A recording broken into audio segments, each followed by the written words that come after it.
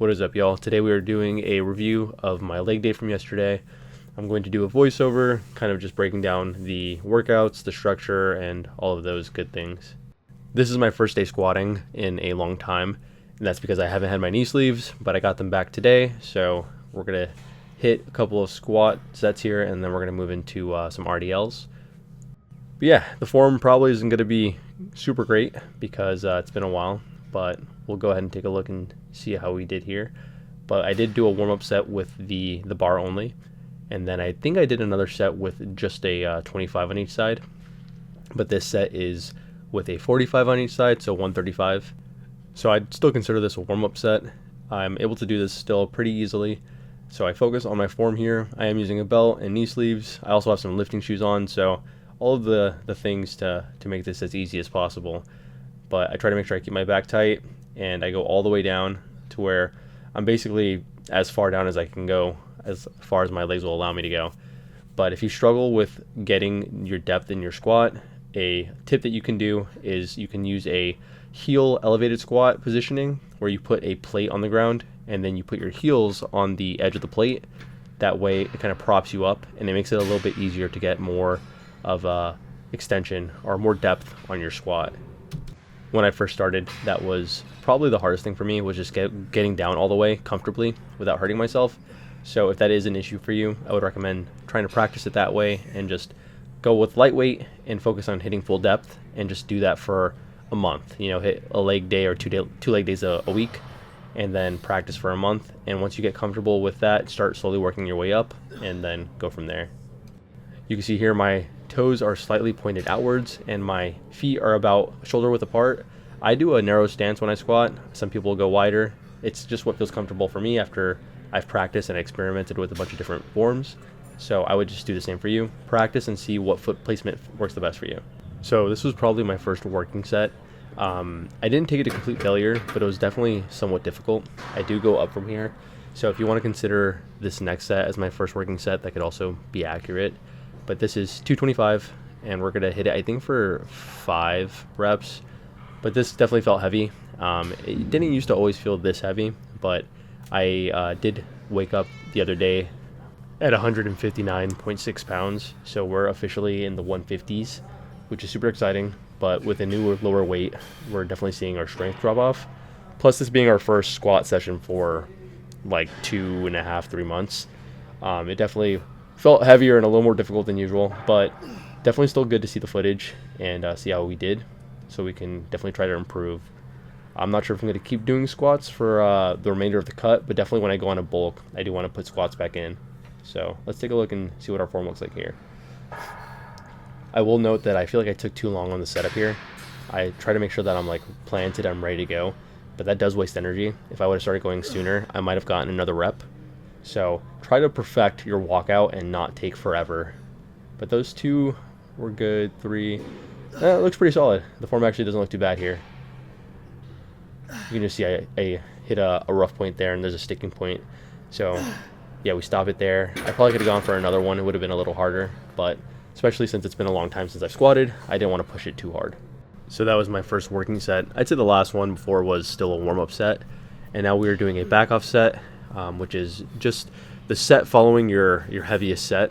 You do another working set, but it's of a lower weight. I don't take these all the way to failure, and that's just because with squatting, I don't really know how to bail properly, and some people are really good at it, but I'm not. So I don't feel comfortable not being able to get back up and then just having to fall down and let it hit the safeties. So I don't take squatting completely to failure. If you also have the same issue and you want to do a workout to failure, you can always swap this out for leg press. That's typically why I do leg press. It's a very similar movement, but you don't really fear that. There are usually guides at the bottom of the leg press where if your legs come down, you know, you can just, and you can't go back up, you can bring them back down, it'll stop. Whereas this guy, even though there are the guides there, it's still just a little scarier when you have 185, 225, more than that on your back, and you can't bring it up, you know, and you have to go back down. So if you have that same issue, you can always try leg press, and that's usually a good alternative. But yeah, looking back, I'm not mad with my form. My depth is pretty good on all of these, and the form looked mostly consistent, so pretty happy with that for the first squat day back. Next we have RDLs with a barbell, and excuse the angle. It's not the greatest angle, but they did not prefer that we film here. But I had a small camera. I had my DJI Osmo Pocket 3, so I was able to put that in some more discreet locations and still get footage. But yeah, we're doing some RDLs here. This is for the hamstrings. So I do a more quad dominant squat. So after I hit a good quad dominant squat set, I like to go and do RDLs and focus on the hamstrings. That way we're doing 2 heavy movements for the main muscles in your legs there. But yep, this is a hinging movement. You stick your butt back and you want to feel a stretch on your hamstrings. And I've really been enjoying this one lately. I've gotten into it since I think the start of the cut, end of last year, beginning of this year. I've really started doing these more, in addition to leg curls. But yeah, this has been a good one for me. I do like having the squatting shoes. Having a flat shoe makes it feel a lot easier to do, in my opinion, to be stable. And then I do like having the wrist wraps as well, just because my forearms are not the strongest when it comes to grip strength, and they allow me to really focus on the movement. So I don't think as much about the grip. So it allows me to go with heavier weight and keep my form all right. I don't feel like my form is amazing on these. I want to kind of keep my chin up so my back's straight when I'm doing these. But other than that, I do get a good stretch on the hamstring, and I typically do feel soreness in the hamstrings as well the days following doing one of these sets. So I do feel like I'm hitting it sufficiently. I could probably work on my form a little bit, but I'm not someone who has ever deadlifted before, so I don't have that form or experience to help me with this. So this is the only movement I've done of this type. But yeah, but now we have, what is that, 50, 100, 150 plus the bar, so 195 pounds on the bar, which is a decent weight for me. And we'll see our form here. Doesn't look too bad. We're still going down pretty low, almost touching the bar to the ground, pushing our butt back there, not bending at the knees too much. These are fine to me. If you have any pointers, if you see anything that stands out to you, you're more than welcome to let me know in the comments, but I wasn't too mad at that set. Next we have this hack squat machine, I believe is the name of it. This is my first time ever using this type of machine. This was a new gym for me, and I've never been to a gym with this machine. It was nice. I did enjoy it. The bottom guide there, I go low enough where I kept bottoming out and hitting it, so I wish that was a little bit lower.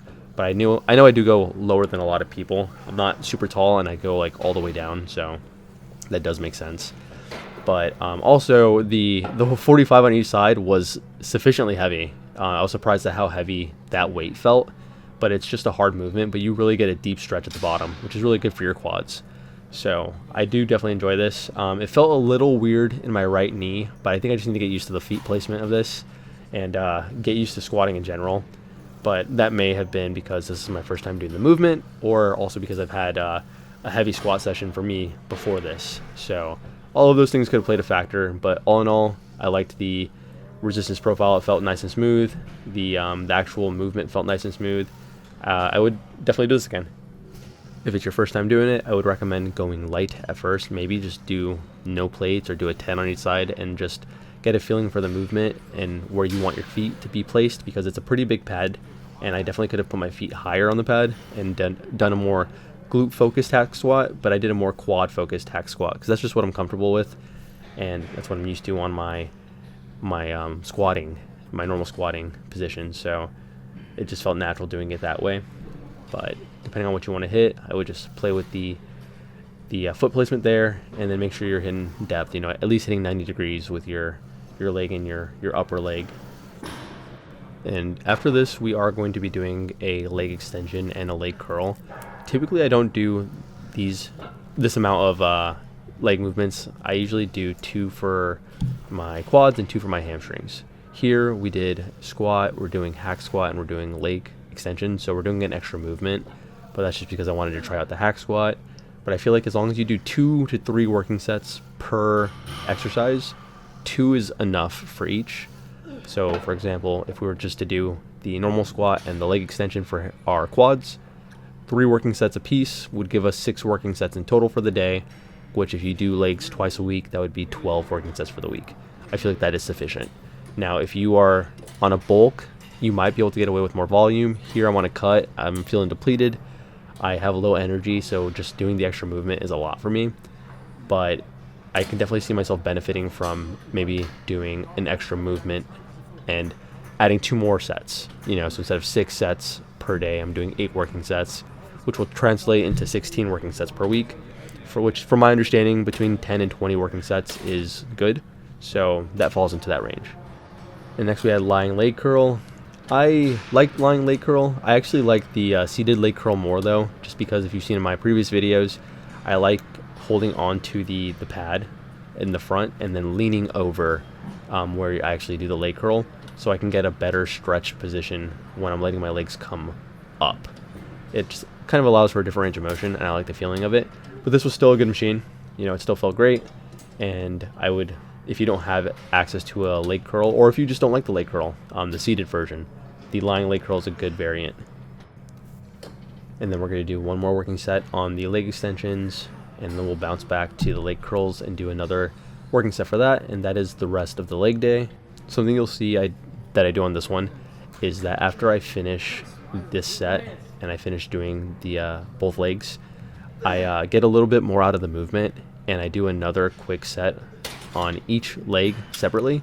So I lower the weight here and I focus on the right leg first, and I switch to the left leg, and this kind of just allows me to burn out a little more, get a little more out of the workout, and isolate each leg, making sure that I'm pushing each leg to failure. Because sometimes people compensate when they're using both legs, and they'll just do a lot more with the right leg and do less with the left leg, and you're not going to see the equal amount of growth. So if you're having imbalances and you're suffering from that, I would recommend trying to do this, just so you can get both legs to failure at least once.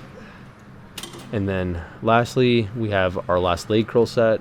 I didn't do the same method on this one. I didn't do one single leg for either. I feel like, especially with the lying leg curl, it just feels unnatural to me.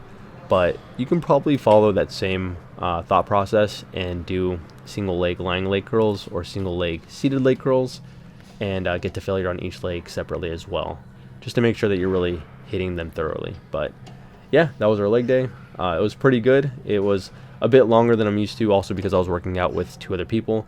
So it's been a little while since I've done that, but I was happy to squat again. So now that we have our leg or our knee sleeves back, we might reintroduce it into the program, but we'll see. Either way, thank you for watching if you did, and I will see you in the next one.